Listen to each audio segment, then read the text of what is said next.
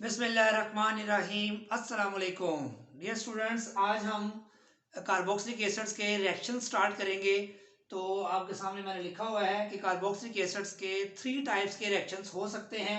आपके सामने एक कैटेगरी है ऐसे रिएक्शंस जिसमें OH बॉन्ड ब्रेक होगा, यानी कार्बोक्सिलिक ग्रुप में जो OH है उसके दरमियान यहां से क्लीवेज अगर हो तो ऐसे रिएक्शंस को कब होंगे?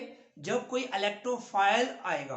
जब कोई इलेक्ट्रोफाइल आएगा, जैसे सोडियम पॉजिटिव आयन आता है तो इस हाइड्रोजन को यहां से रिप्लेस कर लेगा। सोडियम मेटल आएगी तो यहां से हाइड्रोजन को रिप्लेस कर लेगी।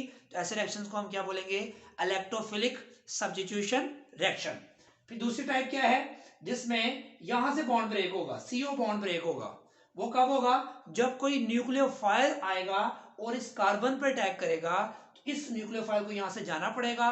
तो ये सेकंड जो टाइप है, जो सेकंड कैटेगरी है, इसको हम बोलेंगे nucleophilic substitution reaction in which CO bond of carboxylic group breaks.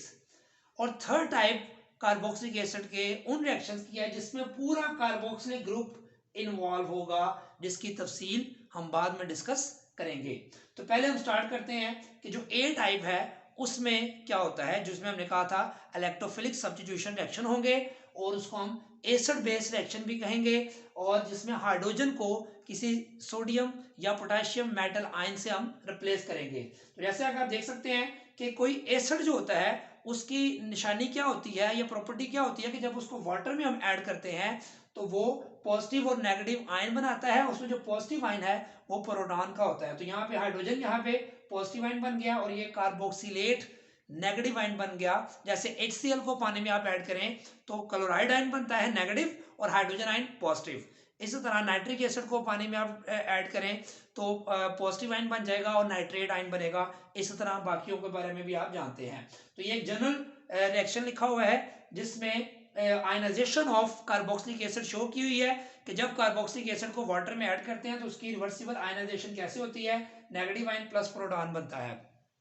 तो अब इसकी जो 3 किस्म के रिएक्शन यहाँ पे हम डिस्कस करेंगे, जो कि 3 कैटेगरीज इसकी फर्दर हमने बनाई हुई है कि किसके साथ रिएक्ट करेंगे ये OH बॉन्ड ब्रेक करने के लिए।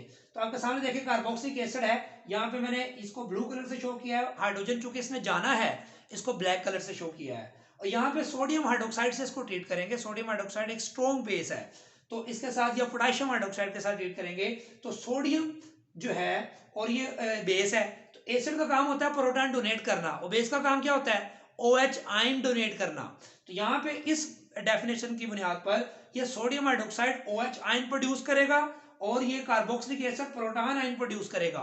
तो ये प्रोटॉन और ये OH ये आपस में मिलेंगे, जैसा कि आपको ये कलर सेम शो किए हैं जिन्होंने मिलना है। तो H और OH क्या बन जाएगा? वाटर। ये आपको ऑलरेडी ऑलमोस्ट पता है।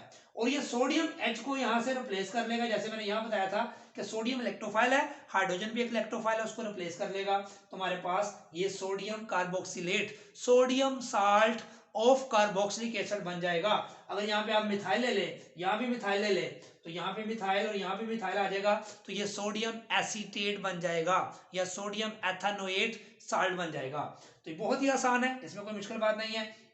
इसी तरह जैसे ये रिएक्शन सोडियम हाइड्रोक्साइड के साथ किया है तो ये जनरल रिएक्शन है। अगर आप इसके साथ मिथाइल लगा दें तो ये पर्टिकुलर हो जाएगा, तो सोडियम एसीटेट बन जाएगा। अगर आप और कार्बन चेंज करते जाएं तो प्रोडक्ट भी चेंज होती जाएगी, लेकिन मैकेनिज्म विल रिमेन सेम।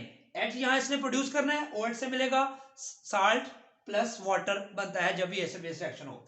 अगर बेस, ये बेस सोडियम हाइड्रोक्साइड थी ना, या हाइड्रोक्साइड वाली बेस थी, ये सोडियम मेटल, सोडियम मेटल भी जो है ये बेस होती है। तो यहाँ पे सोडियम मेटल के साथ जो है कार्बोक्सिलिक एसिड कैसे रिएक्ट करता है? तो यहाँ मैंने आपके सामने 2 एसिटिक एसिड के मॉलिक्यूल लिखे हैं, क्योंकि यहाँ पे 2 अगर बैलेंस करें तो 2 एसिटिक एसिड के मॉलिक्यूल अगर आप बुक में देखें तो रिएक्शन में यूज होते हैं। बुक में इकट्ठा लिखा है, मैंने उसको सेपरेट किया ताकि आपको समझ आ सके। अब इस एसिटिक एसिड ने प्रोटॉन प्रोड्यूस करना है, इस एसिटिक एसिड ने भी प्रोटॉन प्रोड्यूस करना है। अब ये दोनों ये प्रोटॉन प्रोड्यूस करेंगे। बेसिकली यहाँ पे दोनों आपस में मिलके क्या बनेंगे? ये प्रोटॉन जो प्रोड्यूस करते हैं ना, तो ये प्रोटॉन से तो मिल ही नहीं सकता। चूंकि ये सोडियम मेटल है, ये इलेक्ट्रॉन डोनेट करेगा, ऑक्सीडाइज होगा। वो जो इलेक्ट्रॉन लूज करेगा ये हाइड्रोजन का प्रोटॉन वो गेन करेगा, ये सोडियम मेटल एटम भी इलेक्ट्रॉन लूज करेगी। तो इलेक्ट्रॉन डोनेट करना भी बेस होती है, याद रखें। तो ये प्रोटॉन इलेक्ट्रॉन गेन करेगा तो दोनों हाइड्रोजन फिर आपस में मिलके हाइड्रोजन गैस बना देंगे। ये बात आपने याद रखनी है। अब ये जब हाइड्रोजन यहाँ से निकलेगा प्रोटॉन की फॉर्म में तो सोडियम यहाँ रिप्लेस करेगा, यहाँ भी सोडियम रिप्लेस करेगा, तो आपके पास दो यूनिट्स बनेंगे सोडियम एसीटेट के। मैंने अलग अलग नहीं लिखा, प्रोडक्ट में मैंने इसको कंबाइन करके लिख दिया है, इसमें कोई मुश्किल बात नहीं है। सोडियम मेटल के साथ रिएक्शन करेंगे तो एसिटिक एसिड के दो मॉलिक्यूल क्यों इस्तेमाल हुए, क्योंकि इक्वेशन को बैलेंस करने के लिए हाइड्रोजन मॉलिक्यूल की फॉर्म में एग्जिस्ट करेगा, तो यहाँ दो एसिटिक एसिड लेंगे तो दो प्रोटॉन प्रोड्यूस होंगे, और इसके लिए सोडियम मेटल के भी दो एटम्स कंज्यूम होंगे। अगर मोल्स की बात करें तो 2 मोल्स इसके और 2 मोल्स इसके, तो इसके 2 मोल्स प्रोड्यूस होंगे और इसका 1 मोल हाइड्रोजन गैसियस फॉर्म में आपके सामने हासिल होगी।